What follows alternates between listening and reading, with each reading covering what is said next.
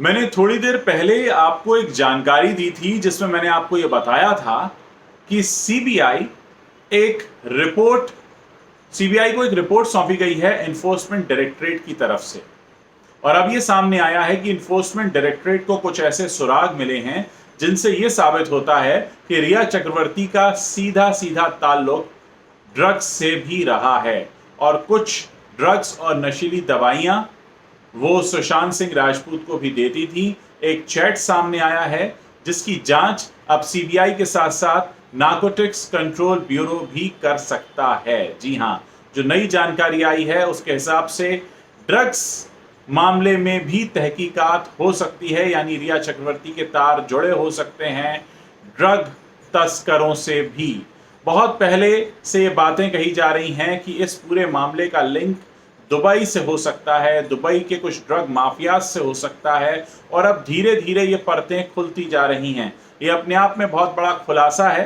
थोड़ी देर पहले मैंने रिपब्लिक टीवी भारत पर यह रिपोर्ट देखी और मुझे लगा कि मुझे आपसे ये साझा करना चाहिए कि अगर इस तरह की रिपोर्ट सामने आई है जिसमें यह देखा गया है कि रिया चक्रवर्ती कुछ ड्रग्स के तस्करी में लिप्त थी या ड्रग्स वो दिया करती थी, ये ड्रग्स कहाँ से आते थे, ये ड्रग्स उन तक कौन पहुंचाता था, क्या ये जो पूरी थ्योरी डिप्रेशन की बनाई थी वो ड्रग्स के लिए बनाई गई थी। ऐसे बहुत सारे सवाल अब आकर खड़े हो गए हैं कि आखिर ये ड्रग्स का क्या लेना देना था, क्योंकि सुशांत सिंह राजपूत को पहले से जानने वाला कोई भी शख्स ये मानने को तैयार ही नहीं है कि वो कभी डिप्रेस थे।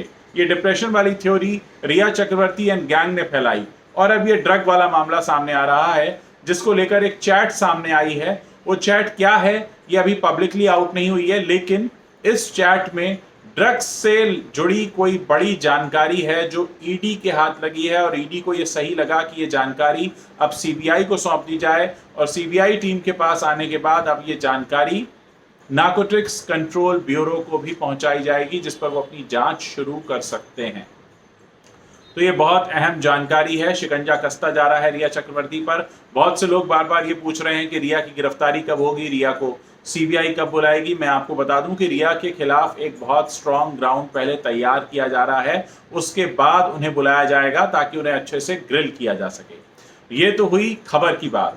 अब एक सवाल मैं आप लोगों से पूछना चाहता हूं कि आज के दिन आपने बॉलीवुड की मोनोपोली को कम करने के लिए क्या किया। देखिए, यहां जो मैंने मुहिम शुरू की है उसमें मुझे आप लोगों का सहयोग चाहिए और यह सहयोग मुझे रोजाना चाहिए। आप लोगों को रोज 3 या 4 ऐसे ब्रांड की लिस्ट बनानी होंगी जिनको आप जाकर बाकायदा ट्वीट करें, उनके फेसबुक पर लिखें या उनके इंस्टाग्राम पर लिखें और उनको साफ जाकर बोलें कि आप अपने ये जो ब्रांड एम्बेसडर हैं इसमें किसी नए चेहरे को मौका दीजिए, हमें ये पुराने चेहरे नहीं देखने हैं। ये सहयोग आप सबको करना होगा और रोज करना होगा। मैं आपको बता दूं कि आपको भटकाने और बहकाने के लिए बहुत सी ताकतें काम कर रही हैं, लेकिन आपको सही मार्गदर्शन देने के लिए बहुत कम लोग हैं। ऐसे में आपको एकजुट होकर रोज इस बात की कोशिश करनी होगी कि किस तरह से आप बॉलीवुड का जो असली चेहरा है उसको बेनकाब करने में मेरी मदद करें।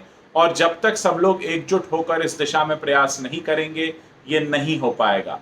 तो मेरा सवाल आपसे है जिसके जवाब आप नीचे कमेंट बॉक्स में दे सकते हैं कि आज के दिन आपने बॉलीवुड की मोनोपोली को तोड़ने के लिए क्या किया, कितने ट्वीट्स किए, कितने इंस्टाग्राम पोस्ट किए, कितने आपने फेसबुक पोस्ट किए। ये आपको लिखना होगा, ये आपको बताना होगा, क्योंकि ये हमारी और आपकी सबकी जिम्मेदारी है। मेरा काम आपको जागरूक करना है और उसके बाद मैं इस तरह से आपसे कभी कभी सवाल भी पूछ सकता हूं, क्योंकि अगर मैं सिर्फ बोलता रहूंगा, आप सुनते रहेंगे और कुछ करेंगे नहीं तो कुछ नहीं होगा। आपको सुनने के बाद कुछ करना भी होगा, क्योंकि मैं आपको पहले भी बता चुका हूं कि ये जिम्मेदारी हम सब की है और बराबर की है। अगर आप ये सोचेंगे कि आज मैं नहीं कोई और कर लेगा तो वो कोई और नहीं होगा, फिर वो कोई और भी नहीं होगा। इसलिए आप खुद को बहुत महत्वपूर्ण माने। मैंने आपको पहले ही बताया कि किस तरह से सोशल मीडिया करेंसी जो आप खर्च करते हैं इन सो कॉल्ड पॉपुलर चेहरों पर, उसको आपको बहुत सोच समझ के खर्च करना है। और जहां पर भी आप इनकी मोनोपोली बनती हुई देखें, वो मोनोपोली हमें तोड़नी है ताकि समाज में बराबरी का अधिकार सबको मिले। मुझे इस पूरे काम में आपका सहयोग चाहिए, मुझे आप लोगों से जवाब चाहिए, क्योंकि अब काफी दिन हो चुके हैं जो मैंने आपके बीच जागरूकता फैलाई है। अब वो वक्त आ गया है जब हम कुछ रिजल्ट्स देखें। और ये रिजल्ट्स तभी आएंगे जब आप लोग खुद मेरे साथ मिलकर काम करेंगे। मैं आपके जवाब का इंतजार करूंगा। मेरा सवाल एक बार मैं फिर से दोहराता हूं कि आज के दिन आपने बॉलीवुड की मोनोपोली तोड़ने के लिए क्या किया, कितने ब्रांड्स को जाकर लिखा और कितनी जगह अपनी बात और अपनी आवाज बुलंद की। Thank you for watching this video.